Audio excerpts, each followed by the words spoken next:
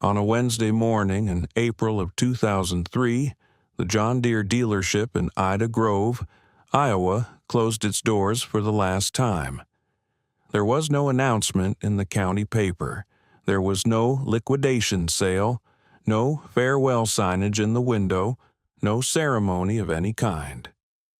Gary Fenwick, who had managed the service department for 19 years, showed up at 7 o'clock to find a padlock on the shop door and a laminated notice from the corporate restructuring office taped to the glass explaining that the location had been consolidated into the regional hub in Sioux City, 61 miles northwest. The notice included a phone number and a website. It did not include an apology. By 9 o'clock that morning, Gary was sitting in his truck in the parking lot because he didn't know where else to go. By noon, the 7 farmers from 4 different townships had called the dealership's main line and reached a recording. By the end of the week, the calls were going to Sioux City, where the hold times ran 40 minutes and the service scheduler was booking 6 weeks out for diagnostic appointments. In Ida County, in April, 6 weeks is not a wait time. It is a season. It is the difference between a crop going in and a crop not going in. Marcus Holta, who ran 1,200 acres of corn and beans in the northeast corner of the county, had a 9,600 combine that was throwing a transmission fault code he didn't recognize. He needed a diagnostic. He called Sioux City on a Thursday and was told they could see him in the 3rd week of May. He said the 3rd week of May would be after his planting window closed, or as the scheduler said she understood and that she was sorry and that she didn't have any earlier availability. He hung up and sat at his kitchen table for a while and then called the man everyone in the northeast part of the county called when they had a problem with equipment that didn't have a clean solution. He called Virgil Bauer. Let me tell you about Virgil Bauer because you need to understand the man before you can understand what his barn meant to every farmer in a 40-mile radius.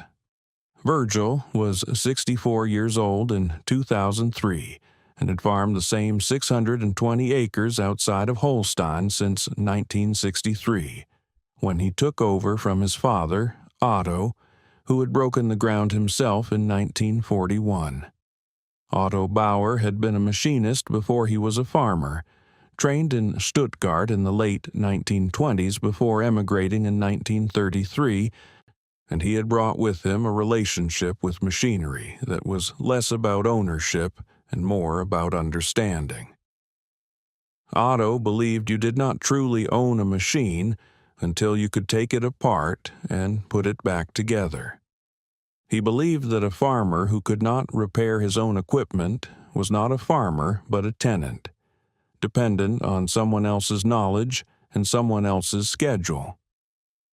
He had passed this belief to Virgil the way some fathers pass religion, not through instruction alone, but through years of working beside the boy in the shop, handing him tools before he asked for them, asking him questions about what he was seeing before telling him what it meant.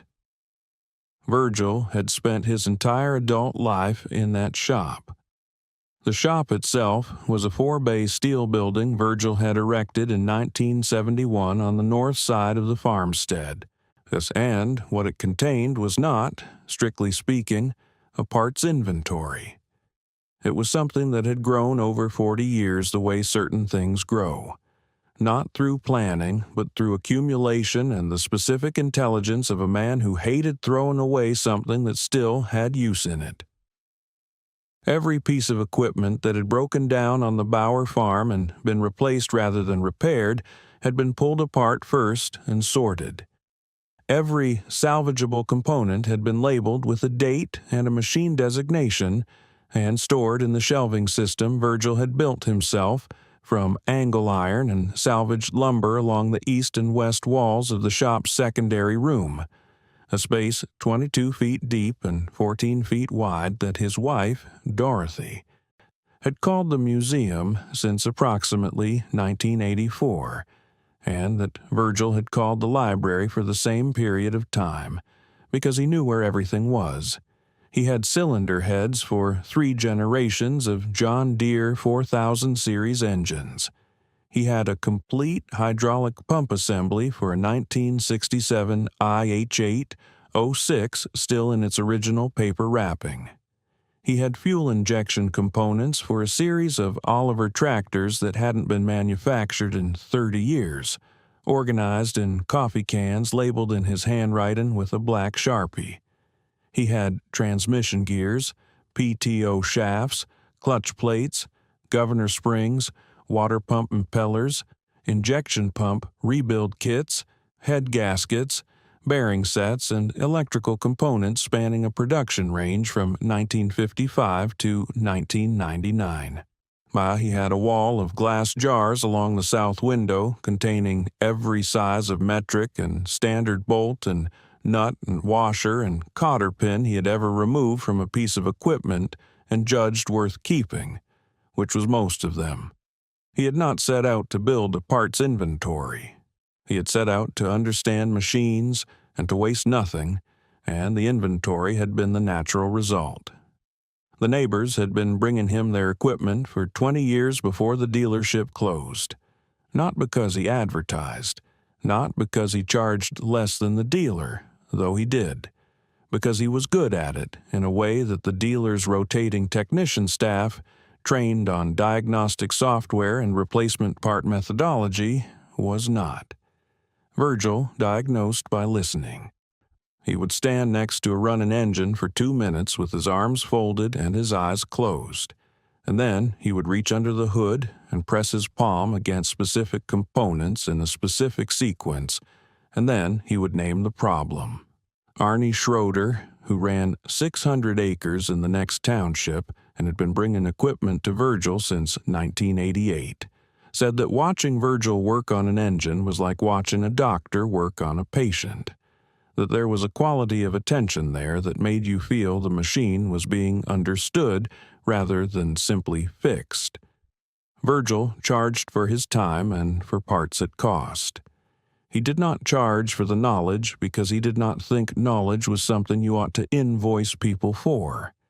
He thought it was something you passed around. When the dealership closed in April of 2003, Virgil did not say anything publicly about it. He did not write a letter to the paper. He did not post a sign on his property. What he did was answer the phone, which by the second week of May was ringing 6 and 8 times a day, and tell each caller to bring the machine in. Let me tell you about the summer of 2003 because it requires some accounting. Between the 1st of May and the end of August, Virgil Bauer diagnosed and repaired 47 pieces of equipment belonging to 23 different farming operations in a 4-county area. He fixed a fuel delivery problem on a 7700 combine that had stumped 2 technicians from Sioux City who had made the drive out in late June and spent 4 hours with their diagnostic laptop and gone home without a solution. He rebuilt the hydraulic steering on an IH1086 that Marcus Holt's neighbor had given up on and was planning to trade.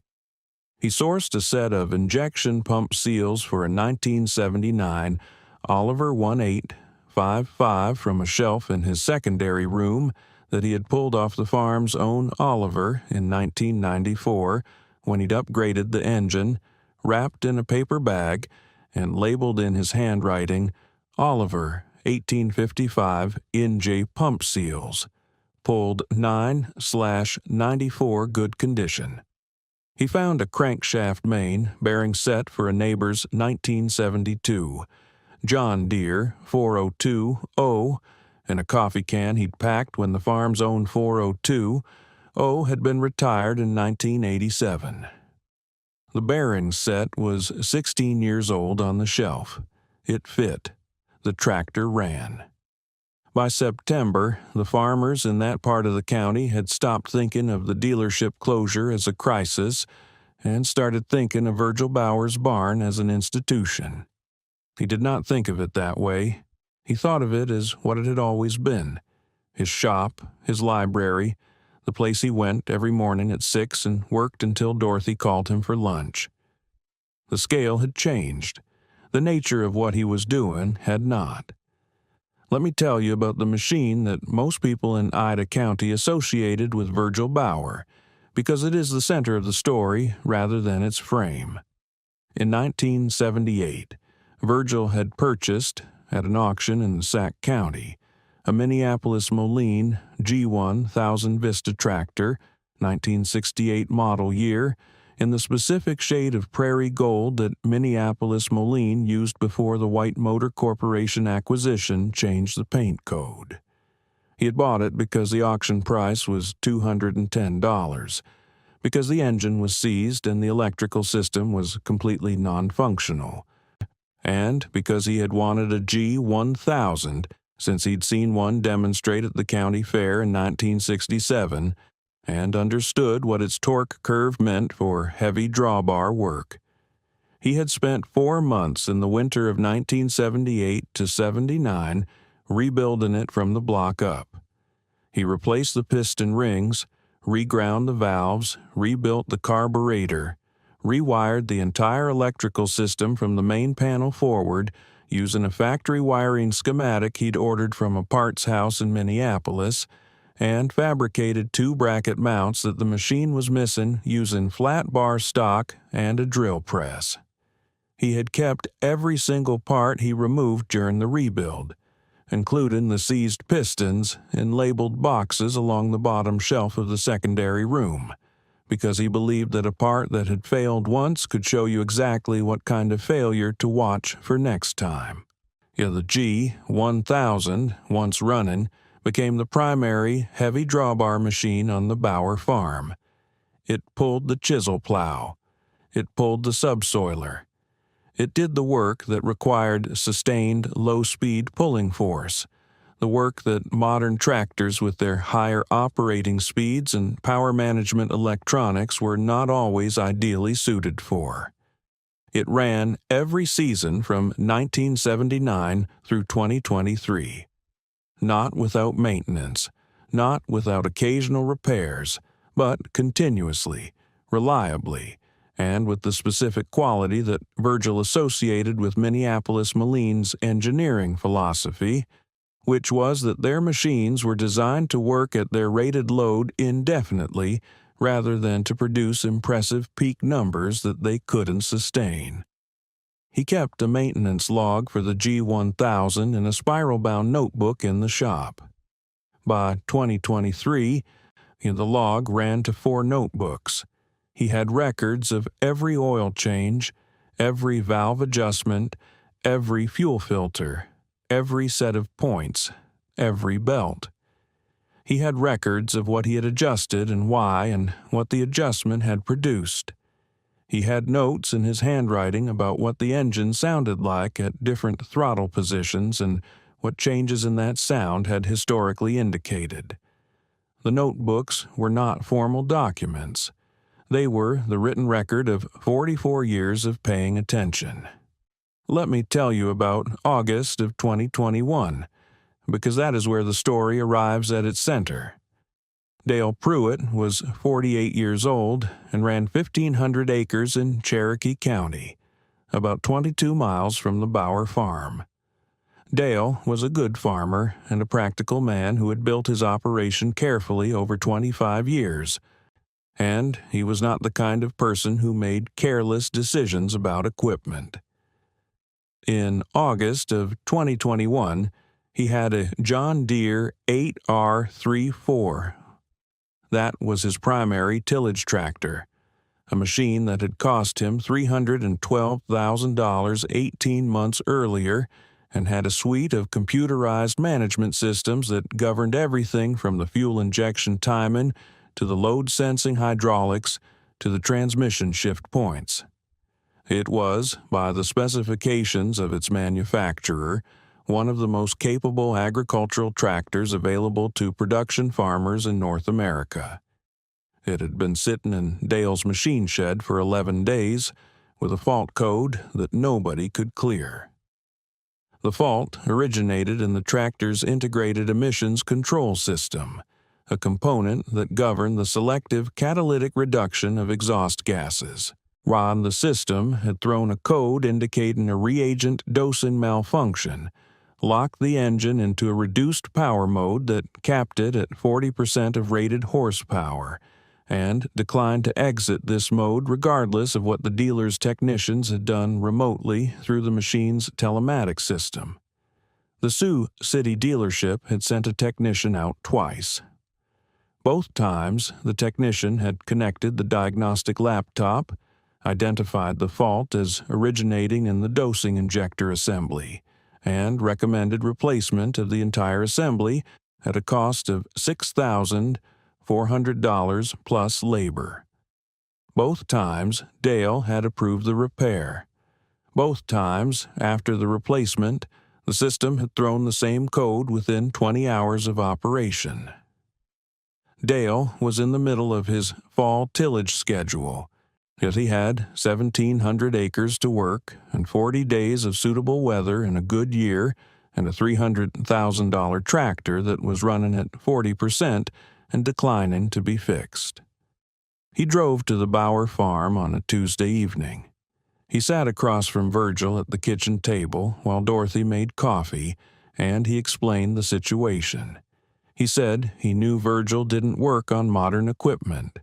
He said he knew the computerized systems were a different category from what Virgil dealt with. He said he was out of options and that the dealer's solution wasn't working and he needed someone to think about the problem differently. Virgil said, "What's the reagent?"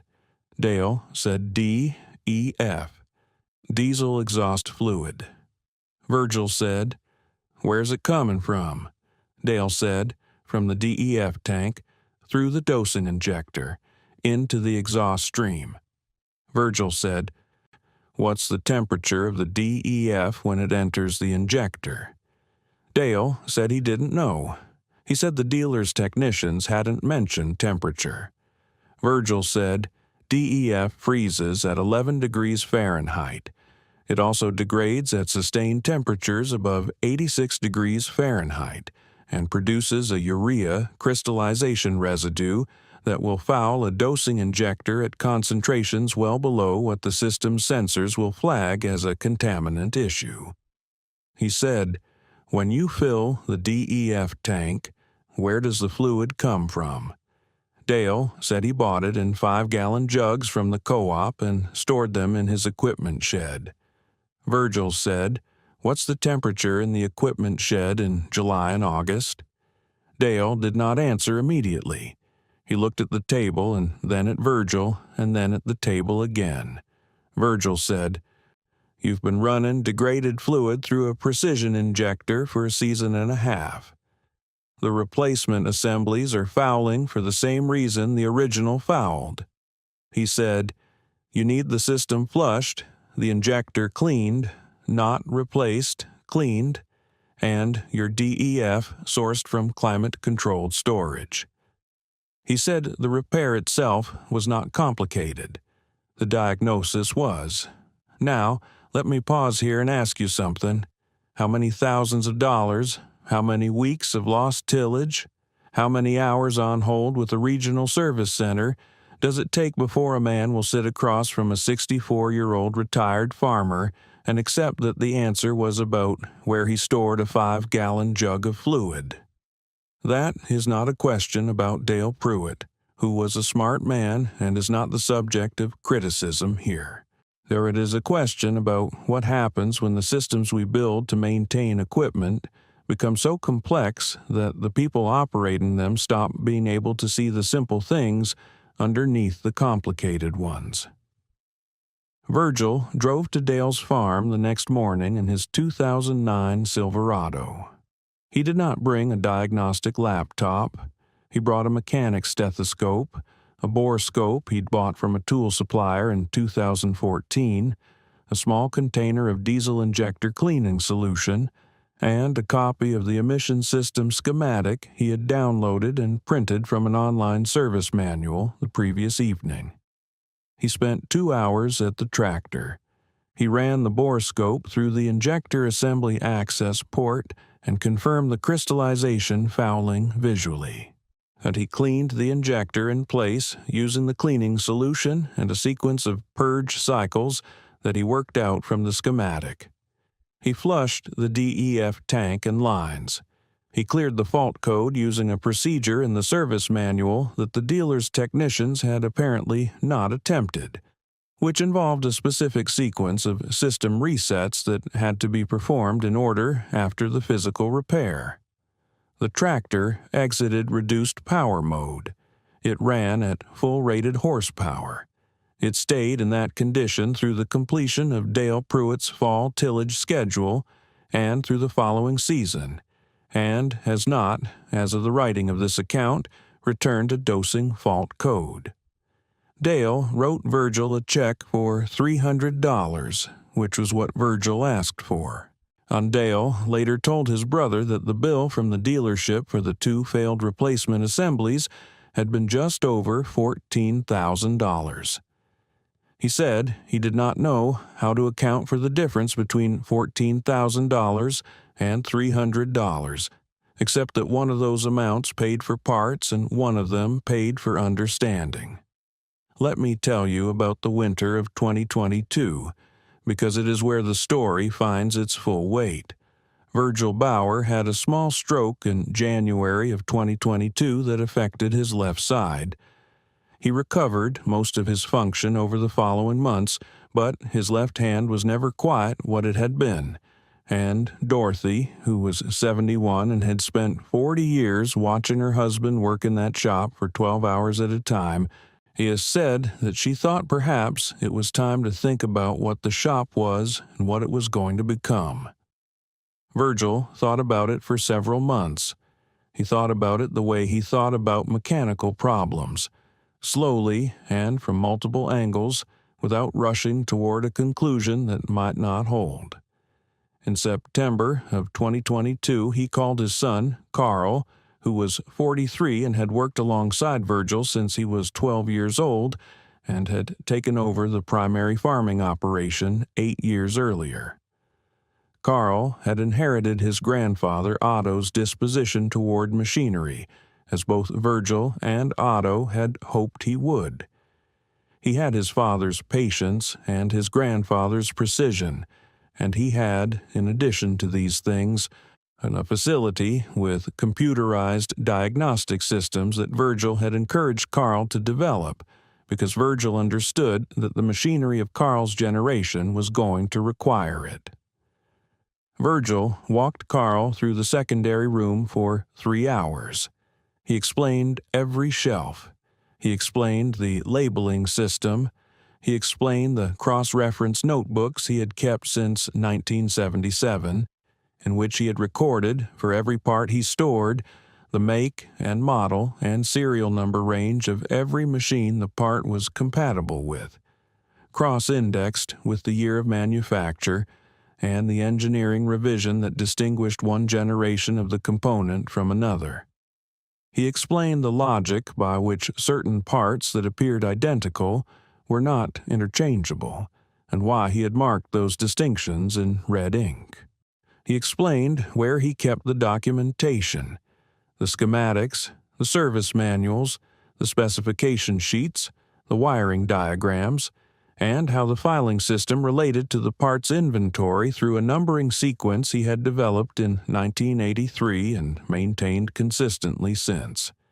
It took 3 hours because there was 40 years of intelligence in that room, and 40 years of intelligence cannot be transferred quickly. Carl listened the way Virgil had taught him to listen to a running engine, with his full attention without interrupting, noting what he didn't understand to ask about later. At the end of the 3 hours, Virgil sat down on a shop stool and said, "The parts are the easy part." He said, "What matters is knowing what something is before you know what it's called." He said, "When a man brings you a machine you've never seen, you look at it the way your grandfather taught me to look at things. You look at what it's trying to do. You look at what's preventing it from doing that. Everything else follows from those two things. Carl said, "I know, Dad." Virgil said, "I know you know. I'm saying it anyway. Let me tell you about what the barn has become, because the story is a present tense story as much as a past tense one. Carl Bauer runs the farm and the shop now. He has kept his father's inventory system intact and has extended it. He has added a digital index that runs parallel to Virgil's handwritten cross-reference notebooks, not as a replacement, but as a second access point, because Carl understands that there are people who will search a screen and people who will read a notebook, and both of them deserve to find what they're looking for. The secondary room has a new shelf unit along the north wall, where Carl has begun accumulating components from equipment in his own generation's production range. The early computerized systems, the first-generation telematics modules, the emissions components from machines built between 2000 and 2015 that are aging out of dealer support and becoming the kind of problem that the Ida Grove dealership closure produced in 2003. Which is the problem of machinery that is too old to be a priority and too functional to be replaced. Marcus Holt's son, Tyler, brought a machine to Carl in the spring of 2023, a 2009 Deere 783-0 with a Phelan PTO clutch pack and a wiring harness issue in the cab, controls that had produced 2 months of intermittent fault codes and one very expensive misdiagnosis from a regional service center. Carl spent a day on it. He found the harness issue, a chafed section behind the right console panel where the harness passed over a bracket edge. By using a process of systematic elimination that Virgil had described to him in the secondary room during the 3-hour walkthrough, and that owed more to Virgil's notebooks than to the diagnostic software Carl also had available. Tyler watched him work the way Eli Drell had watched David Peck set chains, with the attention of a young man who understood that what he was seeing was not just a repair, but a method. He asked Carl afterward how he had known to look at the harness before looking at the controls module. Carl said, because the module was new and the harness was old. He said, you start with what's changed least and work toward what's changed most. He said, that's how my father taught me, and that's how his father taught him, and it will work on every machine you'll ever own, regardless of what year it was built. The G1000 is still in the Bauer machine shed. Carl runs it every fall for the subsoiling pass because it remains, in his assessment, the ideal machine for that specific application. Heavy drawbar work at low speed with sustained rated load output. It has been repaired over the decades with components from the secondary room, including the governor spring set Virgil replaced in 1991, the water pump impeller he replaced in 1998, and a set of front wheel bearing races Carl replaced in 2017 that he sourced from a box on the bottom shelf labeled MN-Moline G-1000 front hub bearing, pulled 1979 rebuild. New old stock, fits. The equipment dealers who sometimes come through and see the G1000 in the yard ask if it's for sale. The answer is no. The regional service managers who have heard about the Bauer shop and occasionally call to ask about sourcing specific vintage components are always told to call ahead and describe what they need. And Carl or Virgil, who at 84 still comes into the shop most mornings and sits on the stool and answers questions, will tell them whether it exists on the shelf and what the cross-reference number is. Raymond Bauer, Carl's son, who is 15 years old and has been in that shop since he was old enough to hand a wrench without dropping it, has been shown the cross-reference notebooks. He has been shown the labeling system. He has been shown how to look at a machine the way Otto Bauer learned to look in Stuttgart in the 1920s and taught to Virgil, and Virgil taught to Carl, and Carl is teaching to him, starting with what the machine is trying to do and what is preventing it, and letting everything else follow from there. The farmers in a 40-mile radius still call. The hold times are short. The scheduler is Virgil, most mornings, on a stool in the secondary room with a cup of coffee, surrounded by 45 years of labeled components and cross-referenced notebooks, and the accumulated knowledge of 3 men who believed that understanding a machine was not a service you purchased, but a responsibility you inherited. The DEF storage in Dale Pruitt's equipment shed has been climate-controlled since the fall of 2021, though he has not had an emissions fault code since. The Ida Grove dealership space is a farm insurance office now. The sign out front is different. The parking lot is the same. Some knowledge closes up and moves to Sioux City when the economics change, and some knowledge stays in a steel building outside of Holstein in coffee cans and spiral notebooks in the hands of a boy who is 15 years old and already knows how to read a wiring schematic by starting at the load and working back toward. That's what happens when a man sees treasure where everyone else sees